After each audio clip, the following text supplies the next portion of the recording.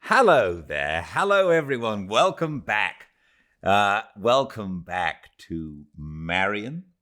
And she reads a lot. And Ali, I saw your names up first. I'm Gildart. This is Fireside Reading. And we just took 4 days off. It was going to be 3. I'm sorry about the final day. I had completely miscalculated. I had to do something yesterday. But for the rest of the time, I was in Portland, in Oregon, going to the Public Library Association convention, and I spoke about Fireside Reading, and we told many people all about Fireside Reading, many librarians who were extremely nice, and everybody liked the idea of it. And as I think most of you know, I have made several high-quality Fireside Readings, and Wizard of Oz, Winnie the Pooh, and The Jungle Book are now released, and we were talking about those ones. And so we gave away a lot of those copies, and who knows, in your local library, maybe one day you will see a Fireside Reading. It was lovely to be in Portland. I also got the treat of meeting Mary, one of our Firesiders, for whom I have read an audiobook. And it was lovely to meet Mary. It was the first time the second time I've met a Firesider. I was in person. I was at a party a while back, and somebody tapped me on the shoulder and they said, I always join in with your daily readings if I can. And then it was lovely to meet Mary. We had a lovely coffee in a place that she knew in Portland, which is where she's from. So I hope to come to all your cities with things to do about Fireside Reading and meet you all. I hope that happens. But I left you for 4 days without any Wilkie Collins. We are in the middle of The Woman in White. This is reading 8. It's chapter 9. And what just happened was that our hero has fallen in love. Welcome to a Fireside Reading of The Woman in White by Wilkie Collins. Reading number 8, chapter 9. So ended my eventful first day at Limmeridge House. Miss Holcomb and I kept our secret. After the discovery of the likeness, no fresh light seemed destined to break over the mystery of the woman in white.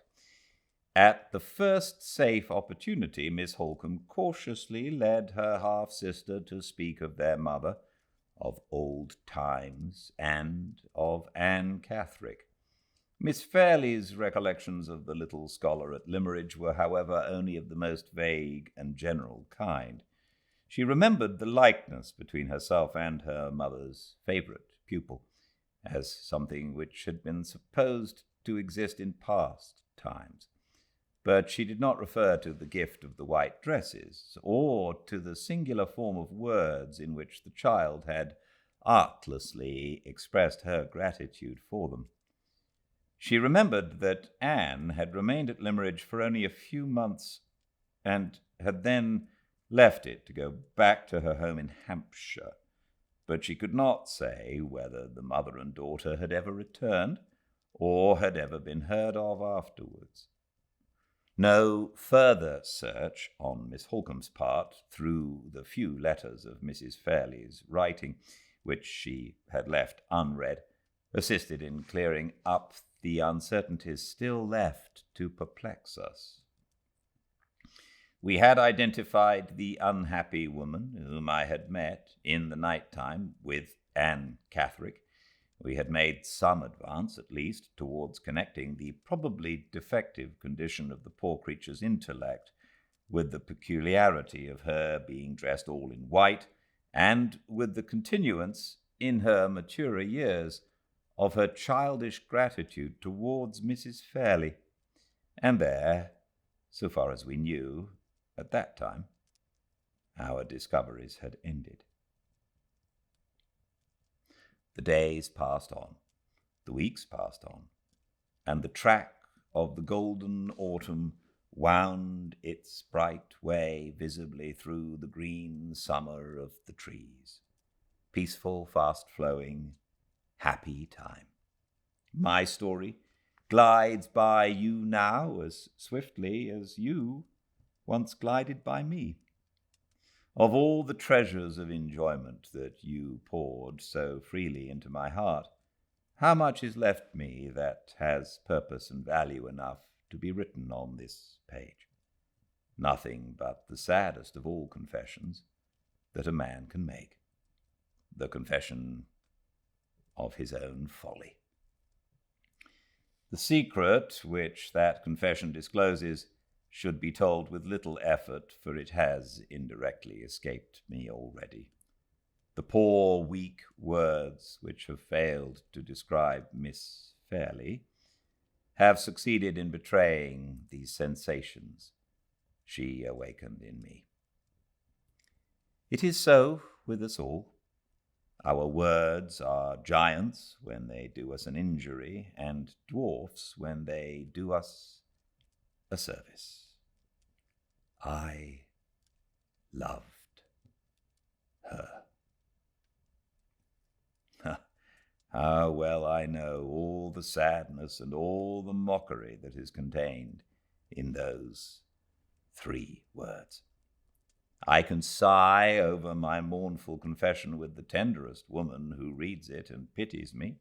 I can laugh at it as bitterly as the hardest man who tosses it from him in contempt. I loved her. Feel for me or despise me, I confess it with the same immovable resolution to own the truth. There was no excuse for me.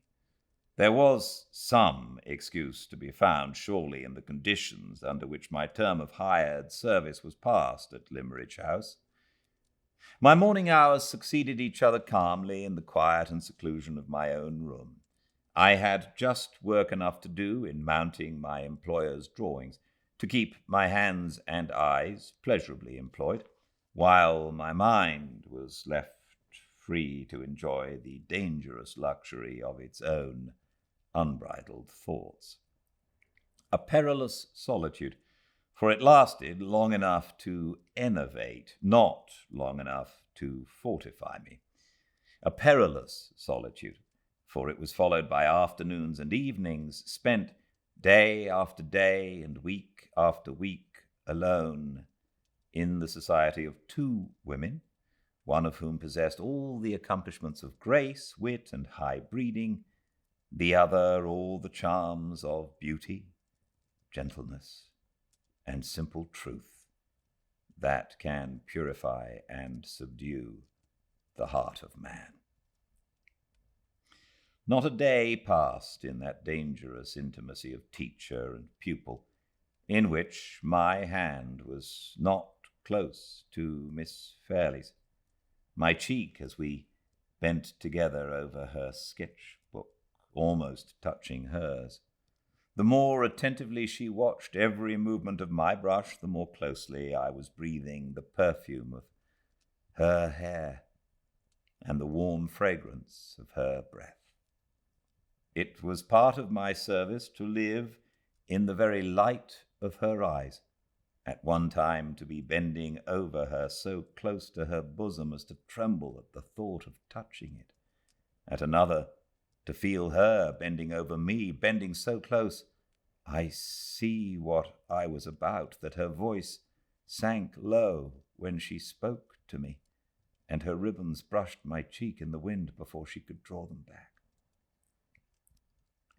The evenings which followed the sketching excursions of the afternoon varied rather than checked these innocent, these inevitable familiarities. My natural fondness for the music which she played with such tender feeling, such delicately womanly taste, and her natural enjoyment of giving me back by the practice of her art the pleasure which I had offered to her by the practice of mine, only wove another tie which drew us closer and closer to one another. The accidents of conversation, the simple habits which regulated even such a little thing as the position of our places at table, the play of Miss Holcomb's ever-ready raillery, always directed against my anxiety as teacher, while it sparkled over her enthusiasm as pupil. The harmless expression of poor Mrs. Vesey's drowsy approval, which connected Miss Fairley and me as two model young people who never disturbed her. Every one of these trifles, and many more, combined to fold us together in the same domestic atmosphere and to lead us both insensibly to the same hopeless end. I should have remembered my position and have put myself secretly on guard. I did so, but not till it was too late. All the discretion, all the experience which had availed me with other women and secured me against other temptations failed me with her. It had been my profession for years past to be in this close contact with young girls of all ages and of all orders of beauty. I had accepted the position as part of my calling in life. I had trained myself to leave all the sympathies natural to my age in my employer's outer hall as coolly as I left my umbrella there before I went upstairs. I had long since learnt to understand, composedly and as a matter of course, that my situation in life was considered a guarantee against any of my female pupils feeling more than the most ordinary interest in me, and that I was admitted among beautiful and captivating women much as a harmless domestic animal is admitted among them. This guardian experience I had gained early. This guardian experience had sternly and strictly guided me straight along my own poor narrow path, without once letting me stray aside to the right hand or to the left. And now I and my trusty talisman were parted for the first time. Yes, my hardly earned self-control was as completely lost to me as if I had never possessed it. Lost to me as it is lost every day to other men in other critical situations where women are concerned. I know now that I should have questioned myself from the first. I should have asked why any room in the house was better than home to me when she entered it, and barren as a desert when she went out again. Why I always noticed and remembered the little changes in her dress that I had noticed and remembered in no other woman before. Why I saw her, heard her, and touched her when we shook hands at night and morning, as I had never seen, heard, and touched any other woman in my life. I should have looked into my own heart and found this new growth springing up there and plucked it out while it was young. Why was this easiest, simplest work of self-culture always too much for me? The explanation has been written already in the 3 words that were many enough and plain enough for my confession. I loved her. The days passed. The weeks passed. It was approaching the 3rd month of my stay in Cumberland. The delicious monotony of life in our calm seclusion flowed on with me like a smooth stream with a swimmer who glides down the current. All memory of the past, all thought of the future, all sense of the falseness and hopelessness of my own position lay hushed within me into deceitful rest. lulled by the siren song that my own heart sung to me, with eyes shut to all sight and ears closed to all sound of danger, I drifted nearer and nearer to the fatal rocks.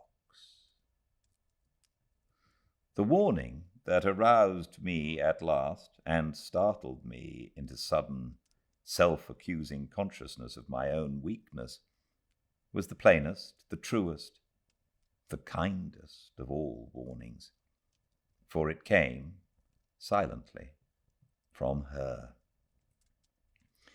We had parted one night as usual. No word had fallen from my lips at that time or at any time before it that could betray me or startle her into sudden knowledge of the truth. But when we met again in the morning, a change had come over her, a change that told me all. I shrank then, I shrink still, from invading the innermost sanctuary of her heart and laying it open to others as I have laid open my own.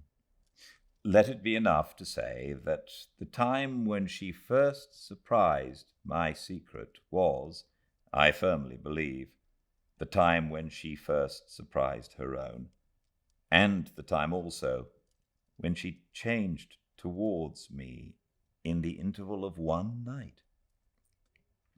Her nature, too truthful to deceive others, was too noble to deceive itself. When the doubt that I had hushed asleep first laid its weary weight on her heart, the true face owned all and said in its own frank, simple language, "I am sorry for him. I am sorry for myself." I said this and more, which I could not then interpret.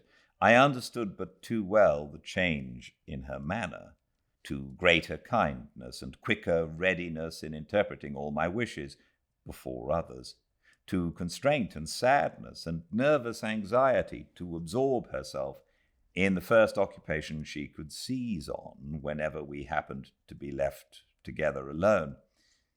I understood why the sweet, sensitive lips smiled so rarely and so restrainedly now, and why the clear blue eyes looked at me, sometimes with the pity of an angel, sometimes with the innocent perplexity of a child. But the change meant more than this. There was a coldness in her hand. There was an unnatural immobility in her face. There was in all her movements the mute expression of constant fear and clinging self-reproach. The sensations that I could trace to herself and to me, the unacknowledged sensations that we were feeling in common, were not these. There were certain elements of the change in her that were still secretly drawing us together, and others that were as secretly beginning to drive us apart. In my doubt and perplexity, in my vague suspicion of something hidden which I was left to find by my own unaided efforts, I examined Miss Holcomb's looks and manner for enlightenment. Living in such intimacy as ours, no serious alteration could take place in any of us which did not sympathetically affect the others. The change in Miss Fairley was reflected in her half-sister. Although not a word escaped Miss Holcomb which hinted at an altered state of feeling towards myself, her penetrating eyes had contracted a new habit of always watching me. Sometimes the look was like suppressed anger, sometimes like suppressed dread, sometimes like neither, like nothing, in short, which I could understand. A week elapsed, leaving us all three still in this position of secret constraint towards one another. My situation, aggravated by the sense of my own miserable weakness and forgetfulness of myself, now too late awakened in me, was becoming intolerable. I felt that I must cast off the oppression under which I was living at once and forever. Yet how to act for the best, or what to say first, was more than I could tell. From this position of helplessness and humiliation, I was rescued by Miss Holcombe. Her lips told me the bitter, the necessary, the unexpected truth. Her hearty kindness sustained me under the shock of hearing it. Her sense and courage turned to its right use an event which threatened the worst that could happen to me and to others in Limmeridge House.